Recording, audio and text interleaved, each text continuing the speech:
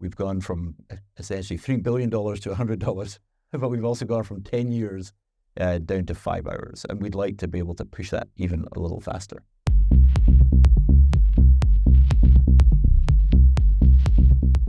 The idea of personalized medicine based on genes and genomic sequencing has been around for a while. How close are we to it being a reality, to being rolled out? Because the cost has come down dramatically and made it affordable. But how close do you think we are to seeing it rolled out on a national or global level? Yeah, I think we're there, but we're just at the beginning. So it's not necessarily perceptible to everyone yet. You're right, the cost of sequencing human genome has come down dramatically. The Human Genome Project was the $3 billion to sequence one. It wasn't even one, it was like half a genome. It took 10 countries 10 years to do that. And now, as in 2023, you can sequence a human genome for $100. And I often use this analogy of a Ferrari because there's something else that's pretty fast and pretty expensive. You know, I used to drive past this one on the Ferrari garage that is just up the road. And certainly, the $350,000 for that Ferrari is beyond my budget. But if that Ferrari dropped in price as much as human genome sequencing has now dropped in price, it would cost 1 cent. You know, so you're talking about $350,000 down to 1 cent. And the power of then that data is what becomes important. Because it's great that it's cheap. Sometimes it can be fast. But what can we do with it? And that's what personalized medicine really is. So the genome is having an effect daily on the lives of people with rare disease, rare genetic disease, people who have maybe struggled for years to get a diagnosis. They have a conglomeration of symptoms that don't make sense. They don't fit into a box. There's no name, there's no label. And they go from doctor to doctor to doctor with no answer, sometimes for years. And in the US, at least, they accumulate, more and more paperwork and higher bills. And that's a tragedy. But what we have now within the genome is just an unbelievable tool that is now, just a few $100s in order to potentially make a diagnosis in half those individuals. So as the first step along a road towards fully personalized medicine for everyone, the effect of the genome on rare disease has been just dramatic and is here today. So what are going to be the next obstacles? Now cost is out of the way. What are the big obstacles that have got to be overcome? Yeah, so really important question. Quality is really important, and that's something we've been harping on about for the last decade. There's no point having precision medicine if it isn't also accurate medicine. And so we need to be able to know that if you sequence a particular gene, that the letters that you are reporting out of your sequencing pipeline really are truly correct. So that's been important. But actually, we've made enormous strides as a community in the quality of genome sequencing over the last few years. Now we're able to sequence very long DNA molecules as well, which is not obvious why that would be better. But if you think about assembling the genome, once you've sequenced it, you basically are breaking it up into sections. So if you think about a jigsaw with 10,000 pieces, that's pretty hard to put together. If you think of one now with 10 pieces, even I could do that. And so long-read sequencing is a new technology that's really helping us move the quality and accuracy of genome sequencing to the next level. So then where does it really start to affect regular individuals, if you like, everyone else, the people who are fortunate not to have a rare disease? And I think that's what's really exciting just about the next few years. Personalized medicine is really going to come to the doorstep of almost everyone. And it'll come there in a couple of different ways. The first is that we'll be able to use the genome to alter your risk of certain diseases. If you were to the doctor and worried about maybe your risk of having a heart attack, your doctor will say, well, do you smoke? Let's check if you're diabetic. We'll check your cholesterol. And then put that into basically a little engine that will pop out a score of your likelihood of having a heart attack. Hopefully it's low. But if it's above a certain threshold, you'll be prescribed a cholesterol-lowering medicine. At the moment, though, despite the fact we know that half of the risk is genetic, there's no genetic component to that at all. So we're essentially kind of ignoring half of the risk. And coming up shortly for as little as probably $30, because for this you don't need the entire genome covered very deeply. You just need it to cover a few times to really understand this part. You could get that information. So you get a kind of genome-enhanced risk score that's going to be more accurate. And the decision about whether you take, for example, a cholesterol medicine or some other advice that you might get would depend on that much better score. And then the final way I think it'll come to affect everyone is something called pharmacogenomics. So at the moment, again, you go to your doctor, let's say you have high blood pressure, they're going to prescribe a medicine for high blood pressure, but you're on 2 or 3 medicines already. That system will check to make sure that the new medicine doesn't interfere with the old ones. Well, in the near term, the near future, that system will not just check your other medicines, but will actually check your genome and to make sure that that medicine that's about to be prescribed actually is compatible with and is the ideal medicine for your genome. And that, I think, is a world of personalized medicine that we've been thinking about for a while, but that is now finally on our doorstep. Is there a concern as we hurtle towards this new technology, which sounds like an entirely upside, of creating a health divide between the people that can afford it and the people that can't afford it? How do we mitigate the obvious and widespread concerns about that kind of environment? Yeah, I mean, it's such an important question. And I mean, here in Silicon Valley, you know, people often think about this idea that the future is already here. It's just unequally divided. And I think we're painfully aware that we live in a bit of a bubble where we have ready access to technologies. And I think we have a responsibility then to push the envelope to show what is possible. But then equally, we have a responsibility to make sure that technology can get to as many people as it can help. I think the lower cost helps with that. First of all, we are talking now about a test that is cheaper than the commuter bike I ride in to work here. It's cheaper in some cases than an X-ray. So I do think that will help democratize access to genome sequencing. But we have to go further. I mean, most of the genome studies that have been done to date have been done in people that look like me, you know, white men, basically. And we were talking just a few moments ago about global diversity. In order to do the medicine better, to do personalized medicine for everyone, no matter where in the globe you come from, we need normal populations of people who look like the globe to be sequenced and to participate in studies where we learn what's normal for each of the populations. So that element of diversity is really important. Is that almost the biggest challenge, is the research and the scope and the scale to be in a position where there's the same information available for other populations and not people that just look like you and I? No, I think that really is, I think, our biggest challenge.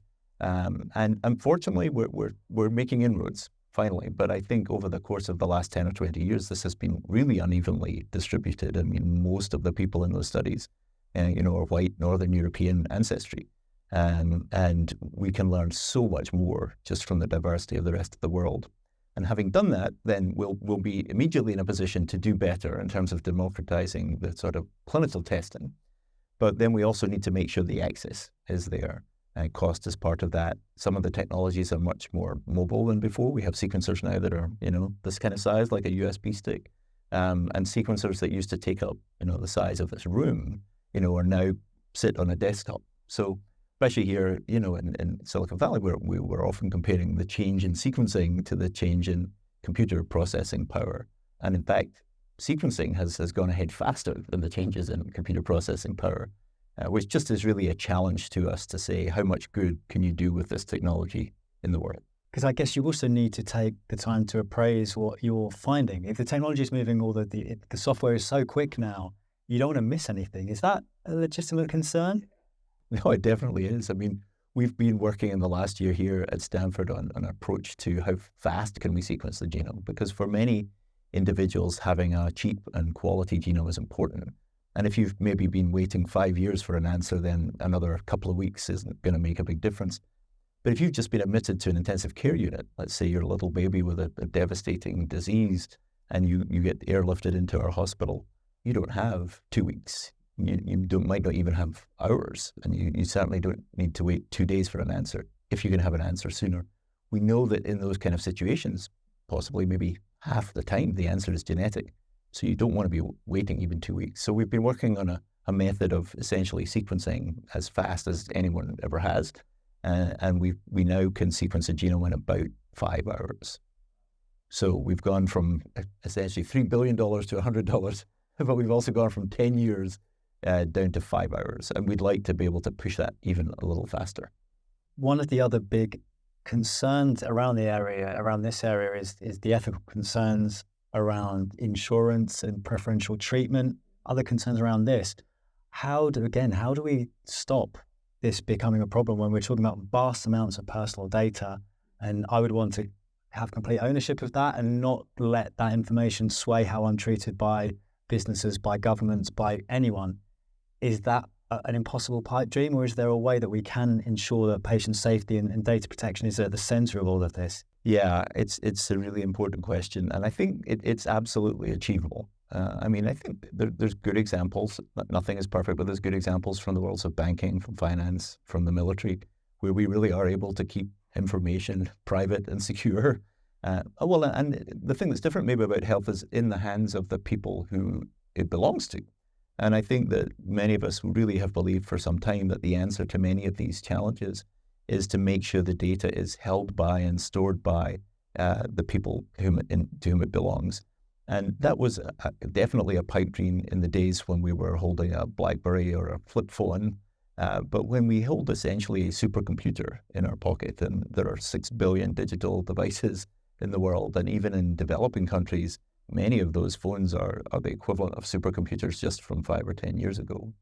And so when we have a world with that much compute, then it's no longer essentially a fiction to be able to say that people could hold their entire genome on their device and share it with whoever they wanted. And of course, it doesn't have to happen through a device in your hand. If it's in the cloud and operated securely, and there are secure tokens that you control, then I think it's absolutely possible to keep that information private. But it should also be portable, because if you're on vacation somewhere and you need to go into a hospital and your genome is relevant for what the treatment you might receive, you want the people in that rural hospital in whatever continent you're in to be able to access the information they want. So maybe that's an argument for having it on your phone, but it's certainly an argument for a kind of global information flow. That part of having information secure is also having it moved securely to where you need it to be. And so we have been thinking and trying to create solutions for each of those issues, and they're definitely related. A couple of the key takeaways from your book centered around patient education and understanding, and also greater collaboration between researchers, clinicians, and patients. Why is that so important to you? Why do you think that collaboration and education are almost the centerpiece of how this technology is going to revolutionize the world? Yeah, and I think part of it is just what you said yourself. It's moved so quickly that most doctors now were trained in an era when the genome wasn't something that was readily available. Just by definition, it happened really quickly over the last 5 or 10 years. So education, of course, the young people who are coming through medical school and coming through nursing school and genetic counseling school, that's really important. But equally, we have to not forget those people who might feel a bit left behind by the genome revolution, the sort of mid-level and senior health professionals who might not be that comfortable with thinking about the genome at all, or thinking that maybe there was a department of genetics that was, in the small number of cases that they could refer to. But now it's suddenly at their doorstep and it's in their clinic. They might be a primary care doctor, and we're now talking about these scores, like we mentioned, the polygenic risk score, that can really enhance what they're doing on a daily basis. So education, really important part of that. And I think, again, probably reflecting the same thing, that speed of movement. It's really fun and fascinating to be in a room where we're doing something maybe for the first time, and where we've lined up the people who are really the scientists who helped develop it, like a new algorithm, a new computer method of finding a particular variant in the genome. We're not going to be able to just throw that immediately over the wall to the clinical side. We're going to need the people who developed it in the room with the clinicians and with the computer scientists. And so, as a self-described geek, my young age happens also to be a doctor. I mean, those meetings are amazing. Just the chance to sit in a room and listen to the best people in each of those domains, the people who really understand the sequencing technology, the people who have studied computer science and do data for a living, but then also the bedside team are all there basically looking at the data together, trying to make a decision. And that's a new way of doing medicine. That wasn't something that I was expecting or taught to expect when I was in medical school. But it's an incredibly exciting way to do medicine, because I think we can bring solutions and answers to people who were not able to have them before. Finally, if we're going to look to the future, 5, 10, 15, 20 years' time, what's your idyllic view of how all of this technology is implemented? What does the world look like in 30 years' time in your dream scenario? Well, maybe even sooner, but maybe like 10. Right, wow, okay. But I think, so one of the things is that, first of all, a genome for anyone who wants it anywhere, regardless of your ability to pay. That has to be number one. And then a secure environment that sits in the background, and it needs to be seamless. It shouldn't be, data and computers and artificial intelligence shouldn't get in between the doctor and the patient. You have to sit in the background and get out of the way to be able to allow the human connection between the doctor and the patient to be even enhanced. So then these genomes are there, but they're in the background, seamlessly connected, secure, and able to make connections so that inference can be drawn. One of the things that happens a lot, someone with a rare disease is found to have a variant in a given gene, but you can't make the diagnosis yet because they're the first person who's ever had that combination. But what often happens is someone in another part of the world has also presented with similar findings and a variant in a similar gene. At the moment, there's lots of examples, including in the book that you mentioned, where people, someone bumps into someone else at lunchtime, gets talking, and then they realize that they have, two patients with the same condition. That shouldn't be left to chance. So this repository of genomes securely held can be tested in the background, and diagnoses can be made automatically. So I think that's one part of the future that's very exciting for personalized medicine and genomic medicine. The other part is that increasingly digital devices are part of our lives, and they should also be in the background. But the ability to monitor, for example, your heart through a smartwatch is pretty new. And there's no reason why that shouldn't live in its own world. It helps our athletes, it helps our heart failure patients, and we can monitor for cardiac rhythms that could be very important to find in advance of, let's say, the stroke that they might cause. And we can then do preventive care. So I see this world, and maybe, like I say, it might only be 10 years away, where anyone who wants a genome can have it, and where people, again, it would be their choice, can use digital devices that connect to their genome, that understand the risks of which diseases they're most at risk for, tune the computer methods of their watch, for example, to pick up early Parkinson's disease or to pick up atrial fibrillation, that rhythm I was just referring to, and that data information flow is pretty seamless. And what that leads us to, I hope, is a moment where we get ahead of disease. We essentially can let people know in advance what they're at risk of, allow them to make the appropriate behavioral choices to try and maximize the chance of avoiding it, maybe get preventive therapy, but allow us to be sort of really just proactive in getting ahead of disease. I think that it's a sort of futuristic world, but I don't think it's as far away as we might have thought. And how optimistic are you that it's going to be the best case scenario and all the things you hope for are going to be realized without any of the potential negative effects? I'm an optimist by nature, as you might gather. And I think, but we have to be aware of the downsides, and we have to be thinking about them at every step. I think if we do that, if we can also get ahead of those, and I think there's a very good chance we get all that benefit with very little of the downside. But we need to be wary and ready to look at both those elements in order for success to occur. When it comes to the amount of data that an individual is going to be potentially sharing, we want to do that securely. We want to protect an individual's data. What are some of the downsides of us not being on top of this problem, not having a firm grip of it? What kind of scenarios might we be encountering? Yeah, I mean, it's really important to consider that. And certainly in the US, one of the things that we are concerned about is the fact that people have to qualify for health insurance. People have to qualify for life insurance. And of course, there's a long form to be filled in.